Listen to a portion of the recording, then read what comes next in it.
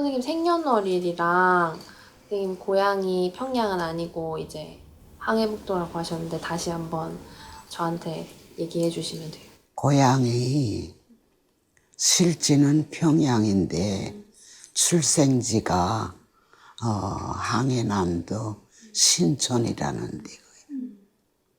그러다가 이제 돌 때 평양으로 이사 가시고 그때가 이제 막 해방 전 직전이잖아요. 해방 전이지. 해방 전이죠. 혹시 부모님은 어떻게 평양에 가시게 되신 거세요? 부모님들은 어떤 분이셨어요? 우리 아버지는 원래 상인이야. 근데 한국에 있는 우리 어머니가 한국에서 태어나서 자랐거든. 근데 우리 외삼촌, 그러니까 우리 어머니가 제일 맏딸이면서도 외동딸이 됐어. 그 아래로 남동생이 셋이 있었거든. 근데 그 바로 아래 그 남동생의 우리 외삼촌이하고 우리 아버지하고 친구 사이였어. 그래서 둘이서 동업을 해가지고 이 큰 배를 사가지고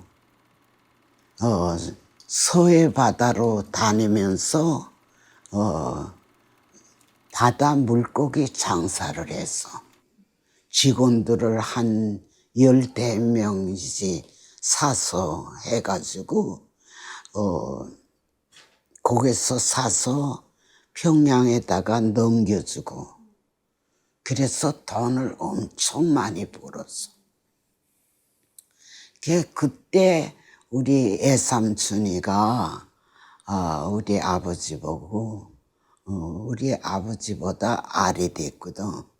그러니까 형님, 우리 누님 좀 책임질 수 없어요.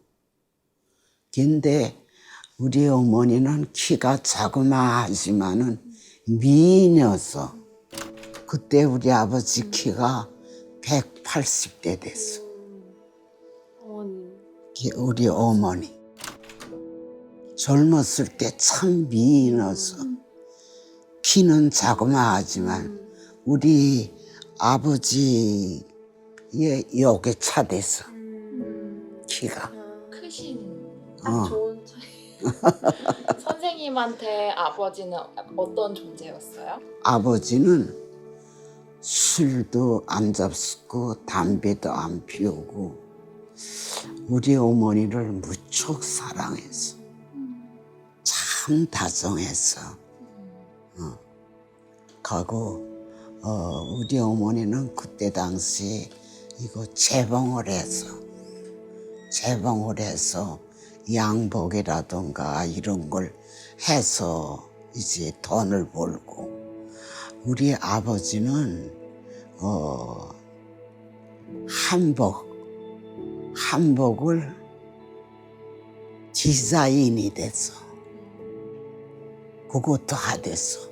그래서 한복을 이제 디자인으로 이제 다 이제 해놓으면 우리 어머니는 또 그걸 만들어서 팔고.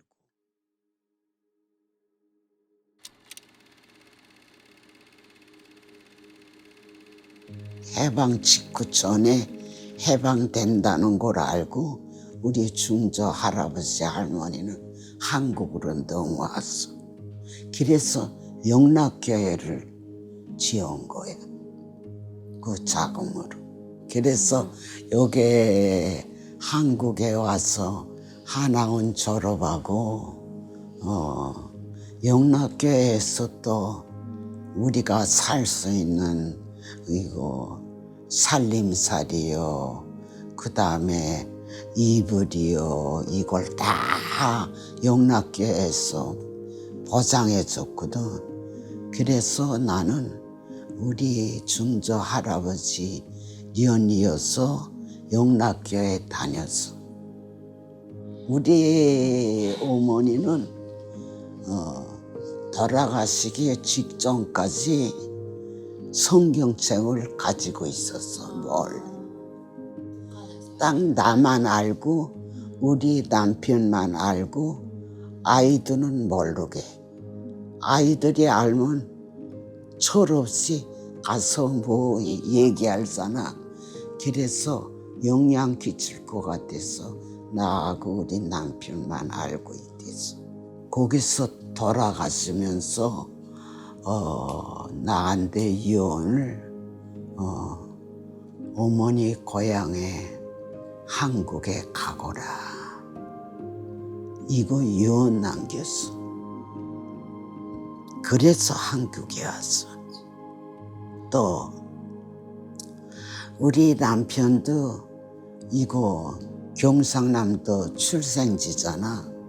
그러니까 계속 감시 속에서 살았어. 근데 아들까지 감시를 받게 할 수 없잖아. 그래서 한국에 떠나자. 6월 28일 서울은 해방됐습니다. 조선인민군 최고사령부의 보도. 서울시를 포위하고 있던 인민군 부대들은 오늘 그러면 선생님 이제 가족들이 평양 가서 좀 있다가 6.25가 터졌잖아요. 그럼 그럼 선생님 가족들이 어떻게 됐어요? 우리 아버지가 해방이 됐잖아. 그러니까 해방되고도 계속 장사를 했는데 58년도에 일본 놈들이 다 그 공장은 지어고 했지만은 다 파산됐잖아. 그러니까 그 세조국 건설에 돈이 많이 들잖아. 그러니까 우리 아버지가 그 많은 돈을 다 나라에 투자했어. 그런데도 불구하고 6.25 전쟁 때 그 투자를 하니까 노동당에 입당시켰어. 그걸로 인해서 그놈들이 우리 아버지를 죽였어. 자본가여가지고. 자본가였고 상인이었고 할아버지 할머니는 그게 신천에서 큰 교회를 세워놓고 그 땅 많은 걸 농사져서 교인들을 먹이 살리고 어려운 사람을 도와줬거든. 그런데도 죽였어.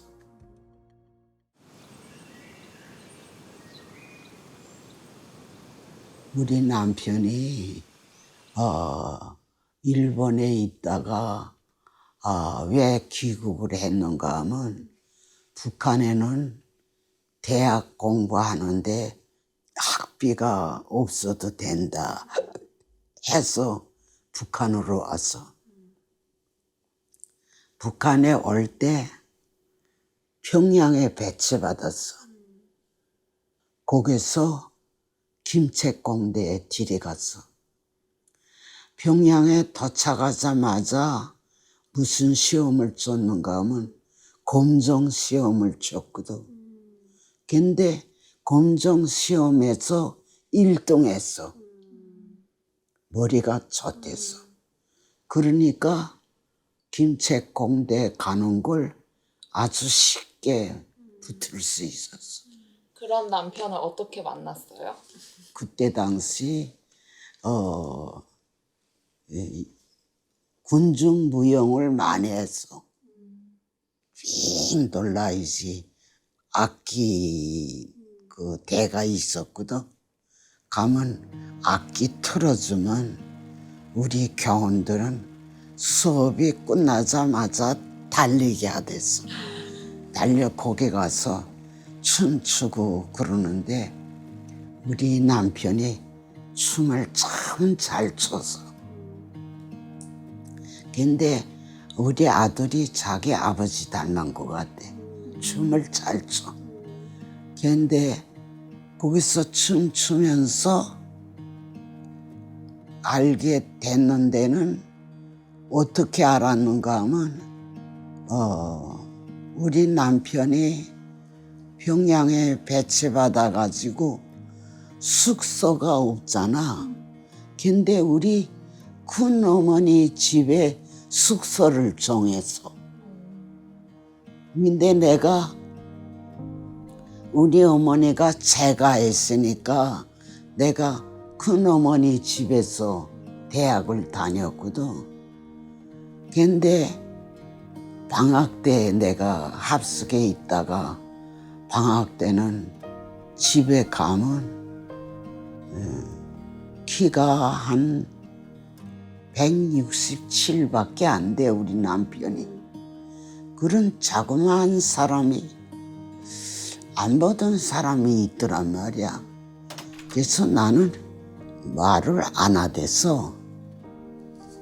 근데 우리 큰어머니가 야, 우리 집에 숙소를 정한 사람인데 일본에서 온 사람이야.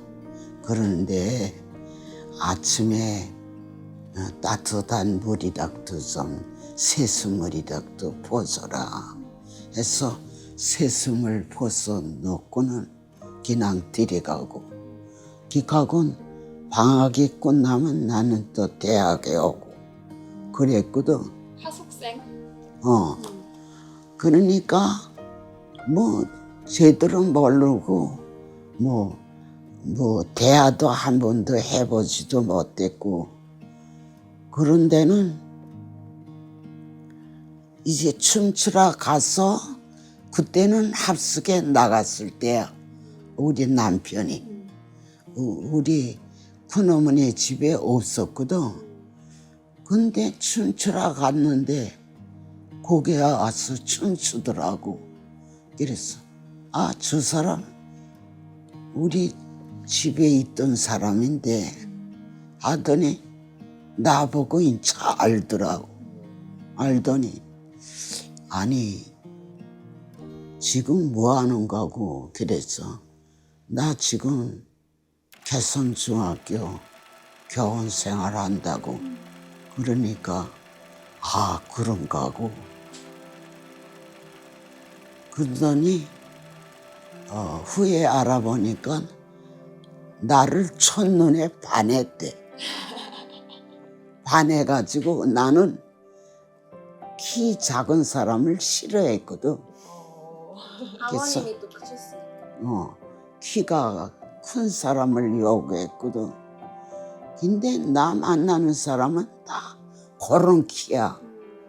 그래서 뭐 출가할 생각을 안 했는데 첫째 보고 반했대. 대학 때 우리 집에 숙소를 정했을 때 세숨을 떠주고 일어서서 들어가는 모습 보니까 야, 저 학생 내 사람으로 되면 좋겠는데 하고 그때 반했다는 거야. 그러니까 인차 나를 알아보더라고. 알아보더니 뭐 하는가 하고 그래서 내가 그렇게 교원한다고 그러니까 그런가 하고 그러더니 그때 그 합숙에서 아주 잘해주대서 하루는 곁하게 뭐 고기 볶은 무슨 떡이요 여러 가지 반찬 이렇게 곁하게 싹 올려놨어. 그래서 어느 학병이 갖다 놨나 이거 알아야 되겠는데 그래서 인사락도 해야 되겠는데 하고 홍 선생 그건 누가 주는 줄 알아? 누가 주는데? 그 박 교수님이 갖다 줘. 남편분이? 너네들이 어떻게 아니? 우리는 다 알고 있어. 박 교수님이 홍 선생한테 눈독 들이고